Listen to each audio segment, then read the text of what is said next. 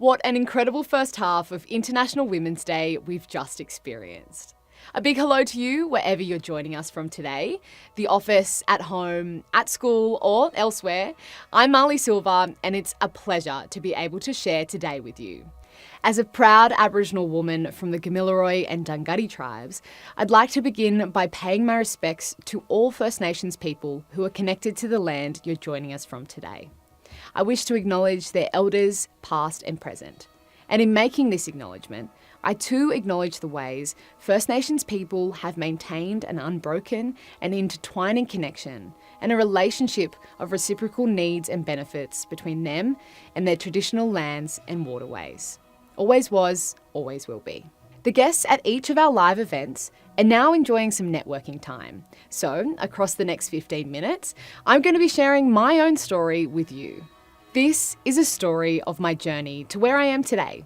From school-age Marlee, who was a pretty frustrated and at times angry kid, to 26-year-old Marlee, who now is considerably less angry and has achieved and learned way more than she ever thought she would.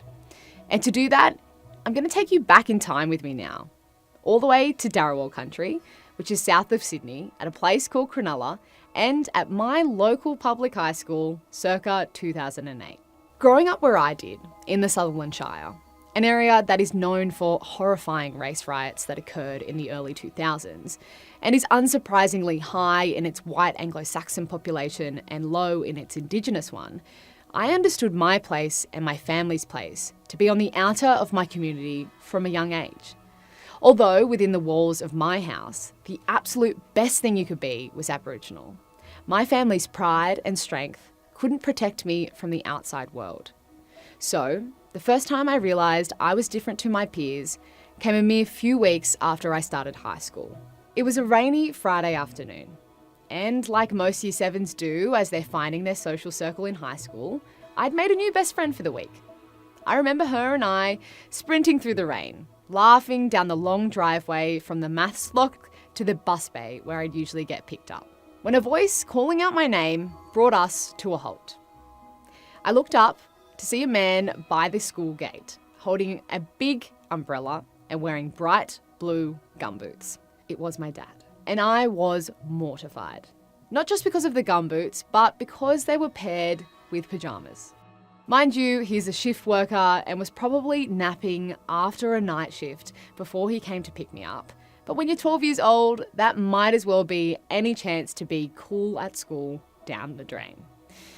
He'd gotten out of the car to make sure that I didn't get wet, which is undeniably very sweet. But at the time, I certainly couldn't see that. Anyway, I was furious at him for a good chunk of the weekend, but assumed it would be forgotten by my new best friend who'd been beside me by the time we got back to class on the Monday.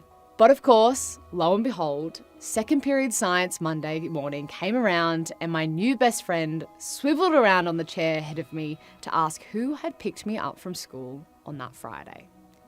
I seriously considered acting dumb or making up some sort of lie, but eventually I did admit that that was my no shame having dad. What I expected to happen next was that she might burst into laughter about his pyjamas. But that's not even close to what happened. This classmate of mine paused for a moment, obviously a little puzzled, before she asked, "Is he your real dad or your stepdad?" I was pretty dumbfounded. Yeah, I'm pretty sure he's my real dad. To which she replied with one of the most defining questions of my life up to that point.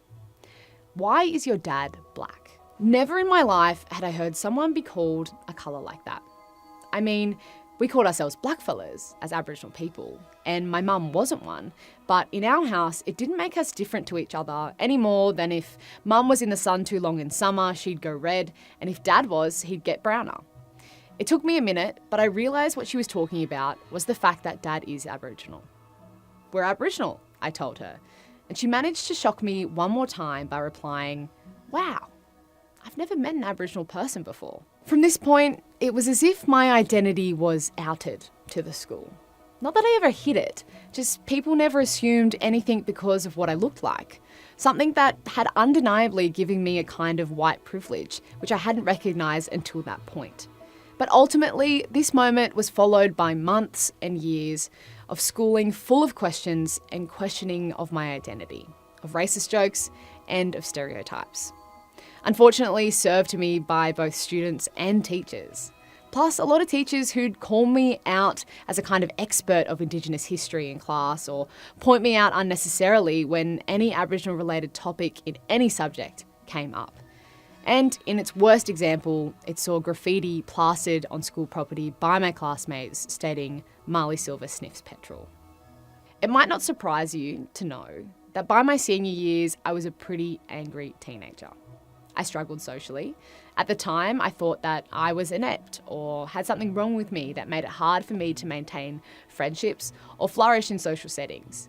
But in hindsight, I can see that my personality, beliefs, and particularly my loud opinions related to the injustices and racism faced by my people played a huge role in my sense of feeling like an outcast. And while I distinctly remember getting to a point where I told my parents that I hated school, I just couldn't wait for it all to be over, one of the places I found solace and the way that I got through it was by fully submerging myself in the books. When I was in the classroom and able to focus on my studies and shut everything else out, my head was a little quieter and my body felt at ease. The only other moments that gave me the joy and my purpose for continuing my study and working hard to prove to my peers, if I was going to be their only example of an Aboriginal person, I'd be the very best one, was when I was given opportunities to leave my school environment and participate in Aboriginal-specific leadership programs, cultural days, and even dance events, where I'd be surrounded by kids and elders and role models who were just like me. It was also through the inspiration provided by stories of my own family, the previous generations of my lineage who fought to pave the path for future generations like my own. My dad's nan, my Nan Pearl, raised 10 children of her own and gave a home to a few more who just needed a place to stay on an Aboriginal mission in Moree, New South Wales, through a period in Australia's history where our people were treated, at best, as second-class citizens. Mind you, we weren't even counted as literal citizens until 1967. For almost a decade in those early years, she raised those kids in a tin humpy on a dried-up riverbed.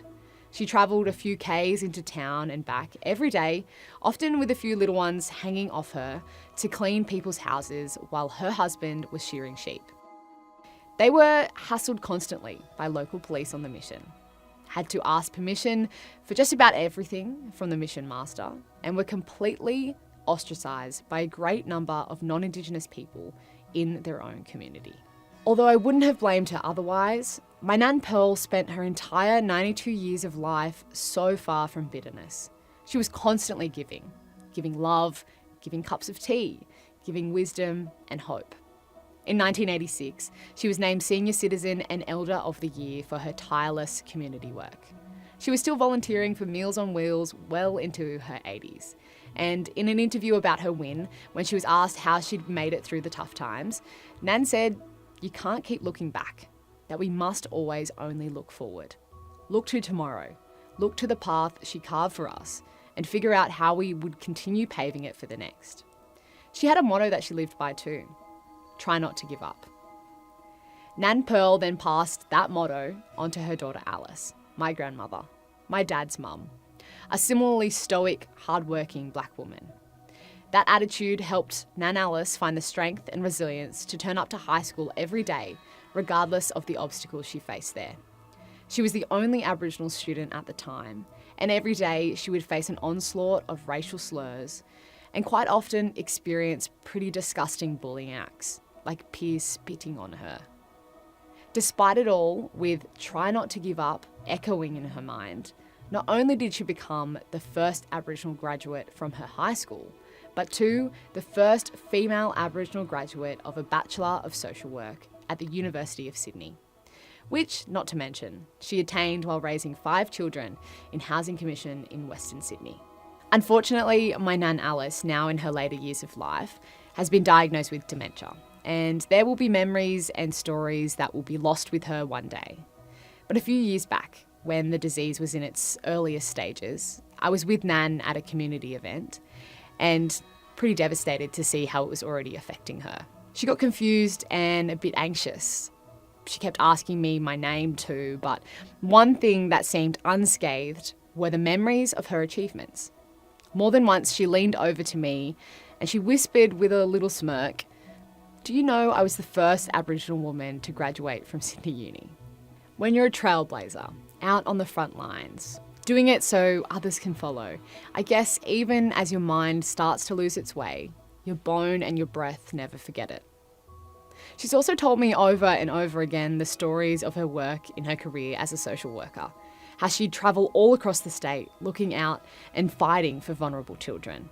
Whenever she got to a new town, she'd drive down the main street at night and stop and buy dinner for the kids out and about on their own, without parents, like her mother before her had done.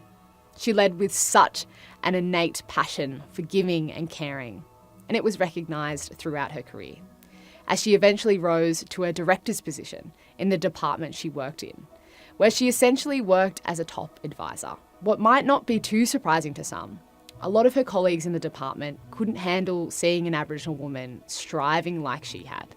They would whisper behind her back that she didn't deserve it.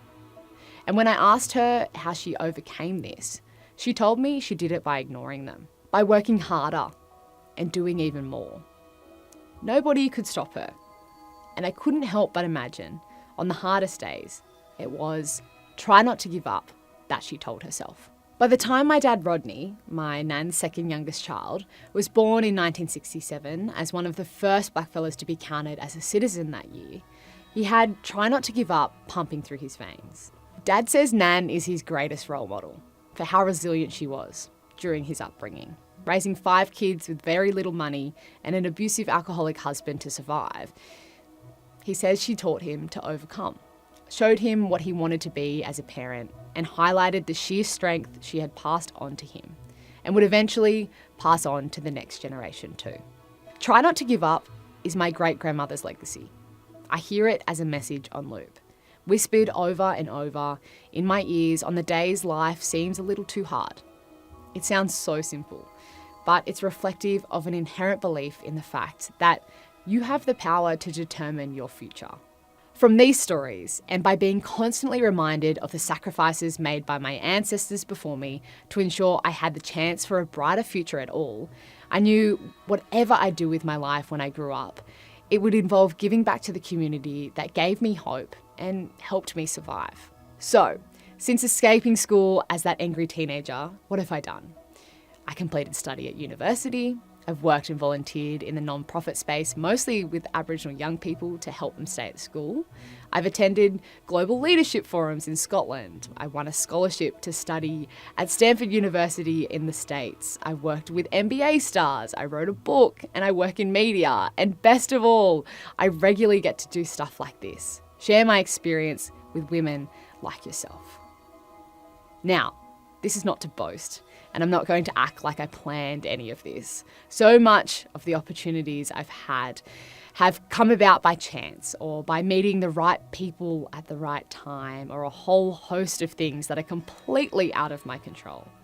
But they are also undeniably a byproduct of the sacrifice, hard work, and love given by my grandmothers to pave a path of possibility for me. I am privileged in many ways, but most of all, I am so privileged to have been raised by these stories of my grandmother and great-grandmother. Stories of overcoming unimaginable obstacles that are dotted with great lessons and advice that I believe are applicable to most women who aspire to lead or to reach new heights or pave new pathways as they did for me. The lessons they have taught me are, while structural barriers might make the path more difficult, day to day, each step we take, each small win we have, adds up to success. Resilience is a muscle that requires constant training. And the most sustainable leadership is one driven by kindness, patience, and generosity. Kindness to yourself and those around you, patience with the process, and generosity in paving the path and turning back to let other women through behind you.